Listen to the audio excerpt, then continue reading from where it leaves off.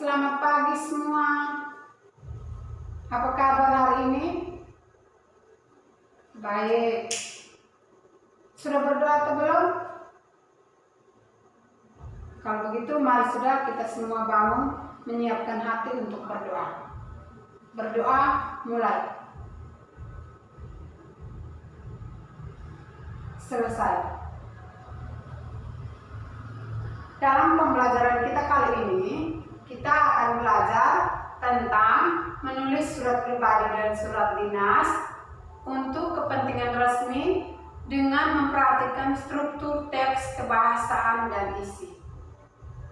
Indikator pencapaian kompetensi menulis surat pribadi dan surat dinas dengan memperhatikan pilihan kata, kelengkapan struktur, dan kaidah penggunaan kata, kalimat, tanda baca, ejaan. Tujuan pembelajaran kita pada pagi hari ini, siswa dapat menulis surat pribadi dan surat dinas.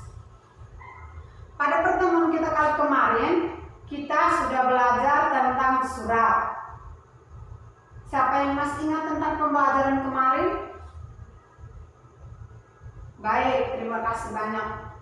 Di pembelajaran kemarin, kita sudah belajar banyak. Yang pertama, jenis-jenis surat. Dalam jenis-jenis surat, ada surat pribadi dan surat dinas.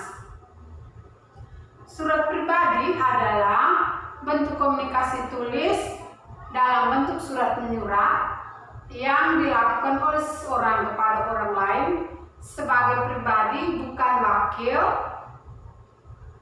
urusan yang berkaitan dengan kelembagaan atau kedinasan atau yang bersifat resmi.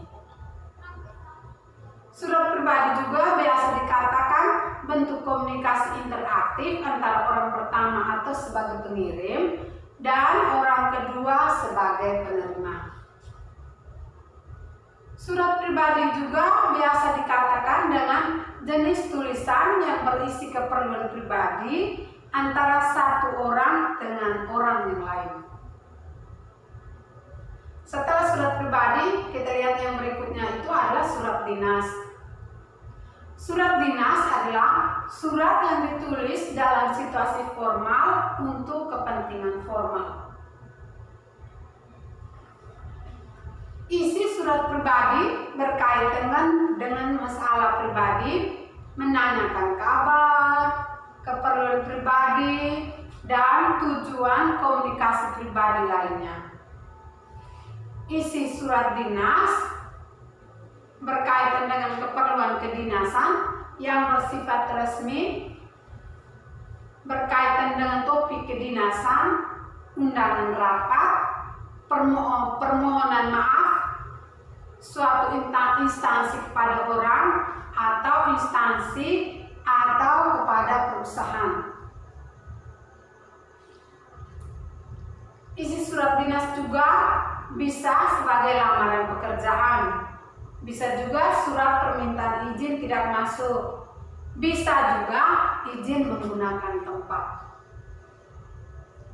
Yang berikut kita lihat unsur-unsur surat pribadi dan surat dinas. Yang paling pertama kita lihat di unsur surat pribadi. Dalam unsur surat pribadi yang paling pertama itu adalah tanggal surat. Setelah tanggal surat, yang berikut itu adalah alamat surat.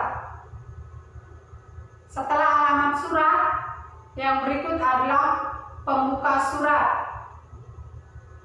Setelah pembuka surat, ada pendahuluan.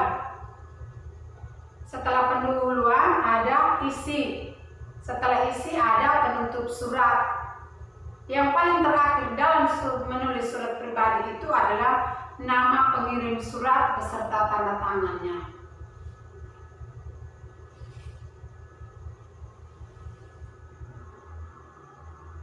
Unsur-unsur dalam surat dinas yang paling pertama itu adalah kop surat atau biasa disebut dengan kepala surat. Di dalam kop surat atau kepala surat ini, dia sudah termasuk identitas pengirim, berarti identitas lembaga yang berkaitan dengan orang yang mengirim mengirim surat dinas tersebut. Yang kedua, nomor, tanggal, dan jumlah lampiran berisi inti atau tujuan surat. Setelah itu ada alamat yang dituju.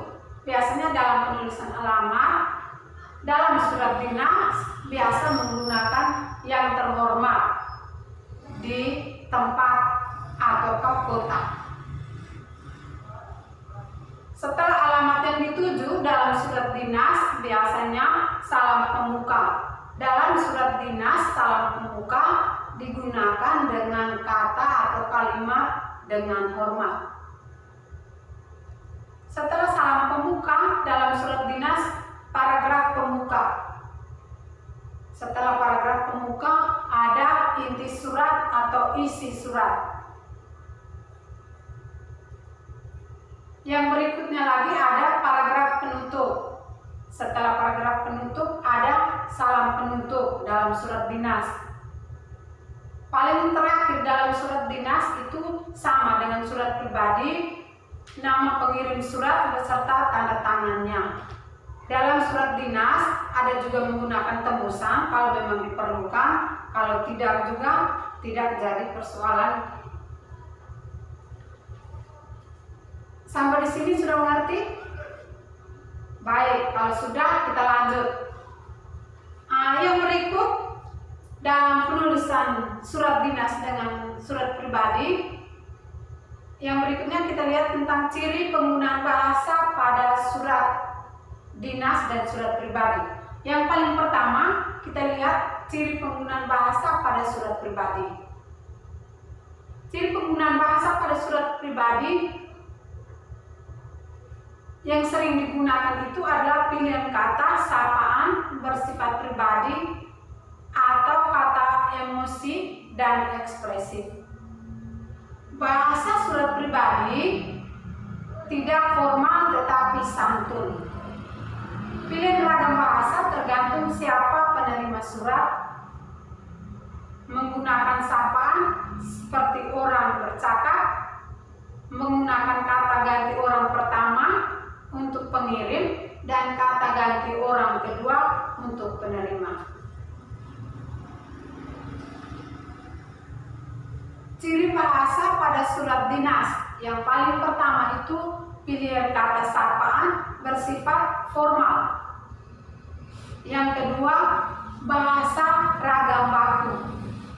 Yang dimaksudkan dengan bahasa ragam baku itu adalah digunakan untuk tujuan yang bersifat serius.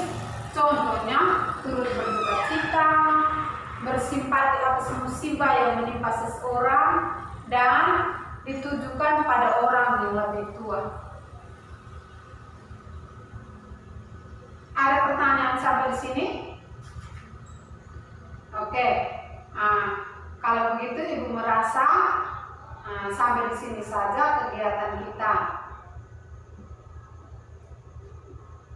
Dari tadi kita sudah belajar tentang menulis surat dinas dan surat pribadi.